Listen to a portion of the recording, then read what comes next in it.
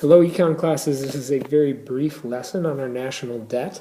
If you want to do more on the national debt, I would recommend a PBS Frontline episode called 10 Trillion and Counting. You can just Google that, and it's an hour well spent. You'll learn quite a lot about the debt. But here in just a few minutes, we'll cover some basic ideas on the debt. First thing to point out, the left and the right agree that the national debt is something to be concerned about. And here is a link. If you were to, again, simply to Bing national debt, what left and right agree on, you could listen to this 4-minute story. But the essence of it is Republicans and Democrats both realize the need to rein in our spending on Medicare, Medicaid, and Social Security. As you guys know, those are things that are mandatory spending. They're not discretionary, and we need to control them. We either have to cut the spending on them or raise taxes, and both sides understand this. So, what is the national debt? The basic equations that you need to know are right here, right? Those three. And we can draw your attention to the first one here. When your spending equals your revenue, the budget is balanced. So government spending is G, right? It's a very large G. And the revenue comes from tax collections, T. So if G equals T, the budget is balanced, okay? If G is greater than T, that's the next one here. If G is greater than T, G exceeds T, that's this one. You have a budget deficit, and, sorry, change that. If your revenue, G is less than T, your tax revenues exceed your government spending, then you have a budget surplus. And the national debt is the sum of all the deficits. A deficit is in an annual cycle since 1776. So I've got on the next slide the actual national debt as it is now, but it's important to understand that it's different from a deficit, and you need to know the difference between a deficit and a surplus. A deficit is the difference in how much we spent and received in 1 year, and the debt is the sum of all the deficits. So here's from the Treasury Direct website. You can see the really important distinction here. This is the total public debt. It's 17.2 trillion, and this was as of today. I think you can see November 22nd. But it's really important to also distinguish between these two types of debt. There's intragovernmental holdings, and there's debt held by the public. And this is very little understood.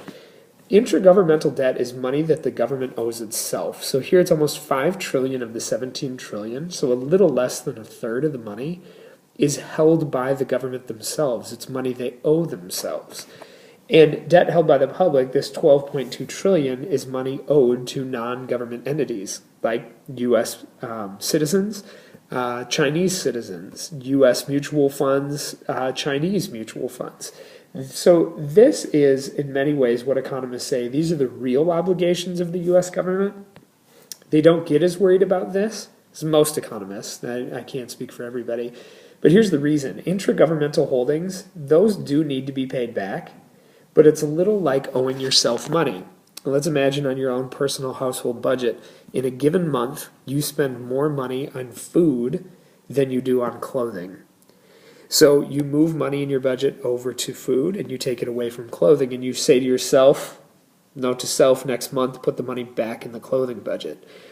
Well, most people would say you're not any poorer for having done that. You simply reallocated your spending. Now the issue then is, and the relevant question, can we put the money back in the future? And we need to. This basically, intergovernmental holdings are the surpluses we've run in Social Security for a long time. And the money needs to be put back. But again, economists would say of this debt, 17 trillion, a little less than a third of it isn't as big a concern. What are the main things that cause the national debt? You can imagine these are going to be initially listed. Defense spending, of course. So wars, and a lot of people would say that's a legitimate reason to go into debt. Recessionary spending, remember from last unit, Keynes said you got to spend your way out of a depression or a recession to have health in the economy restored.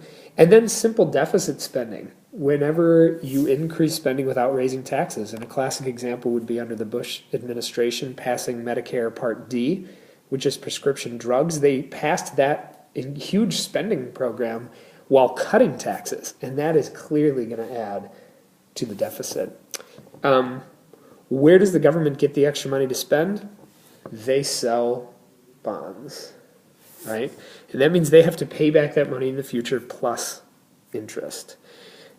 Here's another thing that's commonly misunderstood. Does a budget surplus in a given year mean there is no national debt?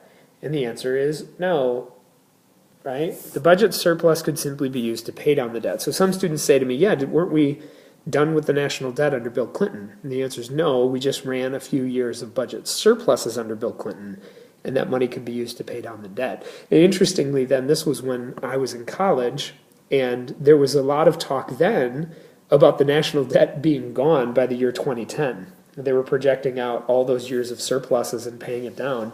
And then there started to be some panic about what if we don't have government debt, these bonds and securities to work with in trading, if you remember open market operations. So there's always a different problem to be solved. And the last thing, is the budget deficit the same as the trade deficit? And the answer is no. Remember, a trade deficit has to do with net exports, and that's how we calculate GDP. But a budget deficit has to do with government spending and taxes. So your household deficit, it'd be the same difference. Your household could be in a deficit. You spent more money that you earned, but some of the goods you bought are from Brazil or China. Trade deficits are the difference between imports and exports, right? And I think the average American still confuses these, so I want you to be someone who knows a budget deficit has to do with your money, a trade deficit has to do with importing and exporting of stuff, okay? The last thing here to show you, there's so much in the news about how much we owe to other countries, and specifically I think the media makes it sound like China owns our future, and everybody's worried and think that they hold our whole debt. But the fact is, Japan is just behind them in foreign holdings. Okay, so this is as of September 2013. If you see here, mainland China, 1.2 trillion. Now, if we went back, do you remember of our whole debt here is 17 trillion. So they hold 1.2 of 17. Not that that's a small amount. It's a large amount of money. But it's not nearly as large as we're led to believe. Japan is the second largest holder at 1.1 trillion. And you can add all these up and realize the foreign holdings of our debt don't nearly approximate the money that we owe to ourselves as intergovernmental holdings, nor does it add up to the amount that the American government owes to the American people. I mean, there are plenty of Americans who hold government debt. So, in sum, there are a few things that you should know that are controversial about the national debt. Some people do not see it as a very big concern, and they get called debt doves, or they are called debt doves. They generally say if we're indebted to people like China and Japan, they want to see us succeed. They want to see our economy go well. And this goes back to somebody like Alexander Hamilton, who said it's good for the U.S. to be indebted to the right people because they are vested in our success. In other words, if we go down, if our ship sinks, they sink too. So debt doves generally say, we'll be able to pay this back as long as our debt to GDP ratio is something like 80% or less, that our debt doesn't exceed 80% of what we can produce. And our GDP is currently at 16 trillion. You saw that our debt was 17, so that'd be over 100%, except that they'd take out the intragovernmental debt. And if you do that, we'd be less than the 80% ratio. They debate that number too, but basically 80% they would say we're healthy. Debt hawks say, clearly, this is the crowding out effect. This is a problem. We owe tons of people money. It's a redistribution of wealth from rich to poor because rich Americans hold bonds, but everyone pays taxes, including poor people. So when we pay back our debtors, it includes wealthier people. So it's redistribution of wealth. It's an inefficient use of resources.